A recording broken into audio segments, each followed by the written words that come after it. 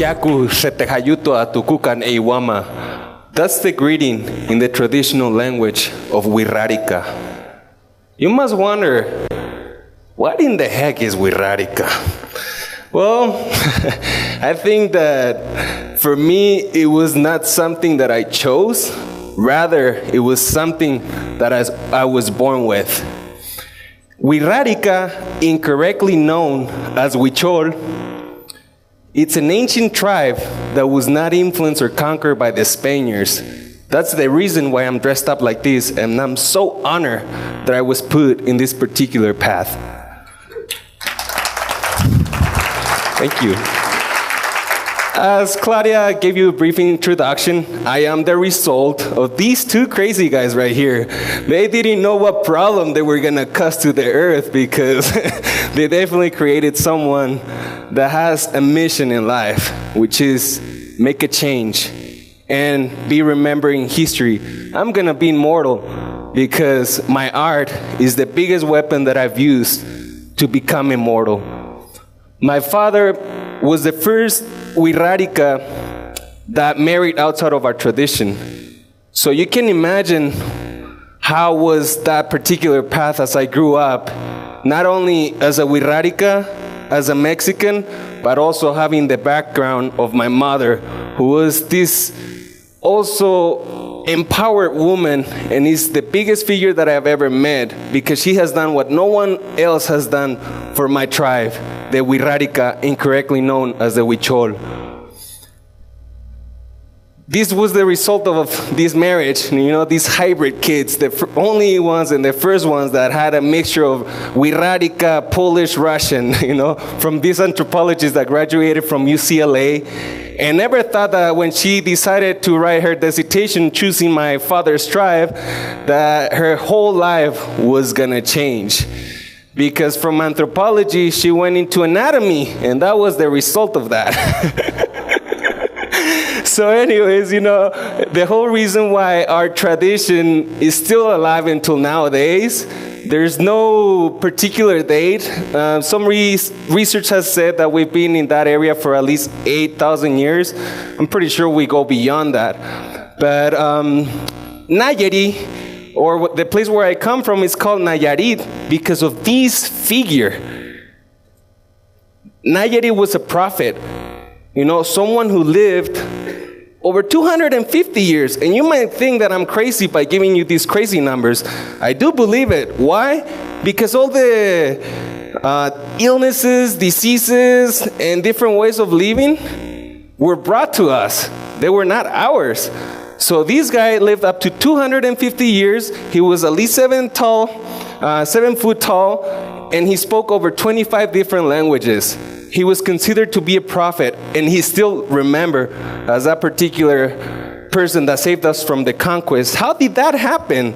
Well, it's not that we decided to fight the Spaniards, but he gathered 5 different tribes from the region that I'm from, which is central west of Mexico, covering 5 states: Jalisco, Nayarit, Zacatecas, Durango, and of course, San Luis Potosí, which is where our main temple is located nowadays.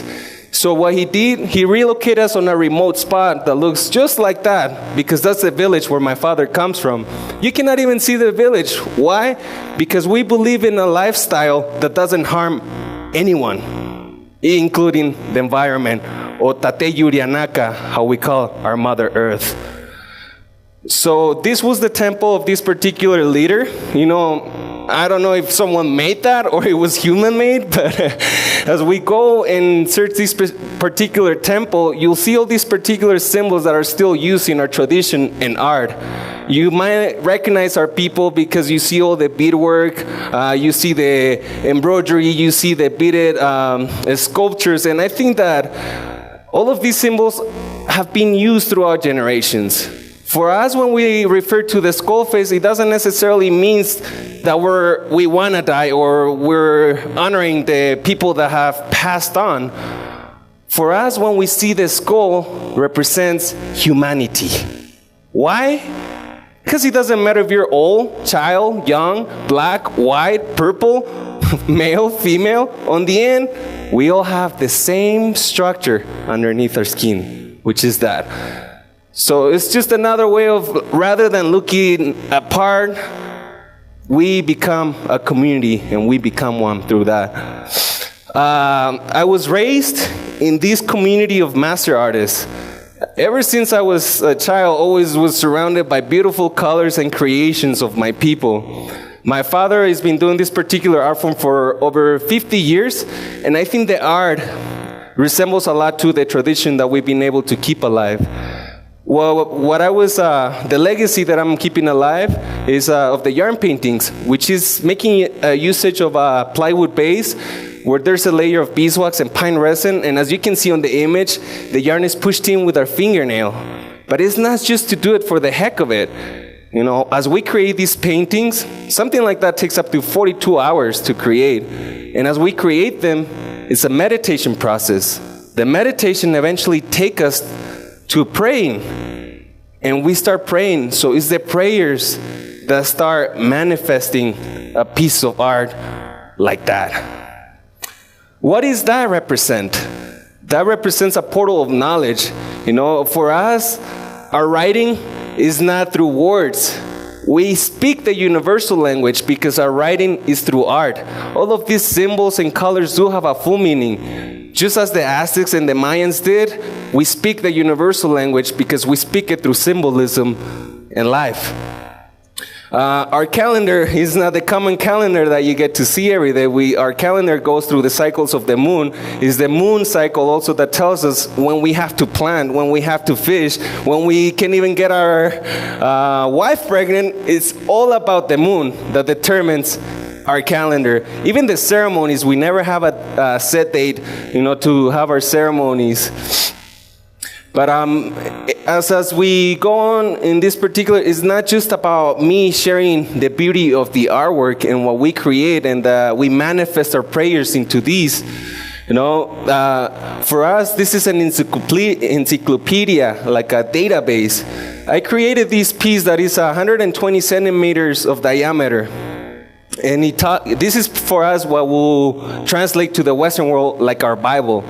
You know, in this piece, you can tell that it's the whole evolution of our tradition. You know, putting the map of the 5 main sacred sites located in Tatey Jaramara, which is in San Blas, Nayarit, Jauramanacá, Tacata, and Wirikuta, which is also on the threat of being destroyed. And I'll go into further details into that. But we see our world as a living being, object or being. You know, we're just ourselves as human beings. We're cells of the same body connecting somehow. And our artwork is to remind you the connection that we have as human beings towards the earth, ourselves, the spirit, and the higher universe, that we're all connected to one. What do we celebrate in our tradition, or what is the main purpose? Well, in the Mexican culture, we're always surrounded by corn. Corn has always been the basis of Mexican tradition. And the corn that we grow ourselves is a seed that comes from the origin. It comes in 5 different colors: purple, red, white, pinto, and blue as well. And we celebrate our harvest. You know, we celebrate the fact that with the effort of ourselves, our hands, dedication, we were able to manifest our food that will feed us throughout the year. We celebrate Tateyni Huichika, the mother corn, which feeds us, and Tacauye, which is the sun that provides the light for the corn to be able to grow. You know, for us to celebrate a ceremony is not just, okay, it's tomorrow we'll do the ceremony. No, it involves building our own temple, you know, going through a whole cycle of preparation of like 3 months or more, using organic materials, and at the same time creating community. You know, our medicine men are people that don't necessarily learn prayers. They channel everything through the energy of the fire. What my tradition has taught me is to be present in the now moment. There's no past, there's no future, there's now. That's the only thing that we know and that exists.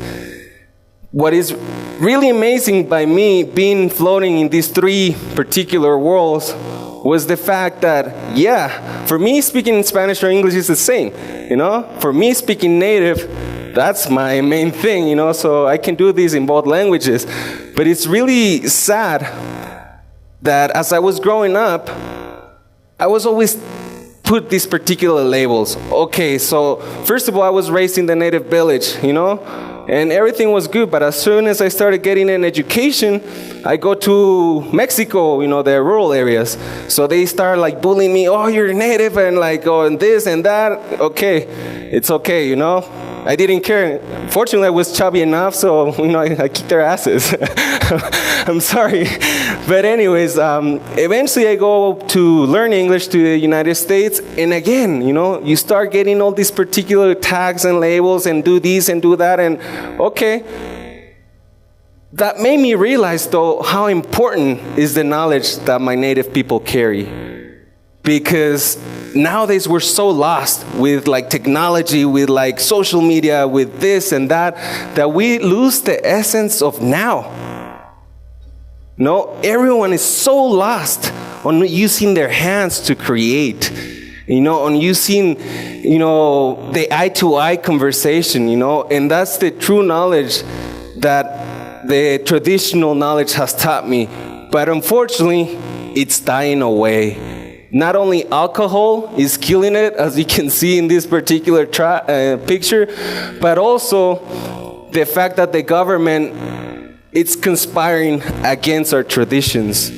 This picture right here reflects President Calderon when he was in office, and 5 other governors from the 5 states that we're from, signing the Jaura Manacac Act, which said that it was recognized as a tribe, as a sovereign nation. It was going to protect the language. It was going to protect our tradition, our sacred sites.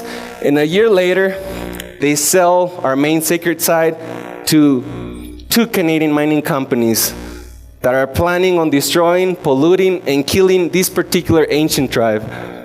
So right here in this image, it reflects when 5 leaders went and stood outside of the headquarters of this particular company that is threatening on destroying our sacred site. And as you can see on this image, that's us standing right there. But right there, that's what I was waiting for us, which is a cop with his hand on the gun just ready to shoot us. So we are warriors. We are people that connect directly with nature. The change doesn't start with the world out there. The change starts with ourselves. So do never expect anyone to come and save your life, you know, because what my tradition taught us is that, yeah, you can pray, but by praying, nothing is going to manifest. You got to pray, act, and dream, because your dreams do come real. And my message is that we need to be in harmony. That's what my paintings talk about. Not just the fact that what I mean harmony is being in harmony with you, with earth, with the animals. Everything is connected. If an ant is doing its thing, it has a reason to do it. You know, everything on the end, if mushrooms are growing, there's a reason for mushroom. As we say, they decompose things, they regenerate earth. It's a whole cycle. Each person here has a purpose. It's just a matter of finding a purpose. And if we don't know that particular purpose, the heart will give you probably the toughest answer, because the mind gives you the easy way out, but the heart gives you the hard one, but it's the one that we always should do. So, as we say, that for me, that's connecting directly with nature. You know, I can release this ego in the wild and it will come back to me. You know? It's a matter of communicating, not necessarily with a voice, but communicating in different ways that we can understand each other. For me, the biggest weapon to give the message that our tradition is dying is the art, because the art has taken me to 25 exhibits in Europe, 5 exhibits in Asia, over 50 exhibits in the US and Canada. In every place I go, I do reflect the beauty of our tradition, but I also create awareness on the ways and the unfortunate ways that this earth is going to. Unfortunately, you know, we've lost the sense of life, which is living happy, harmony, communally, and knowing what we feed ourselves. Nowadays, we don't even know what we eat. And the Wixarika tradition teaches you that. Teaches you what you eat is what you produce. It teaches you to be in community. Everyone is part of a ceremony. Everyone celebrates life. And I invite you that every day, as soon as you wake up, you just feel the blessing of being given the opportunity to breathe again. Thank you. Pampariusi.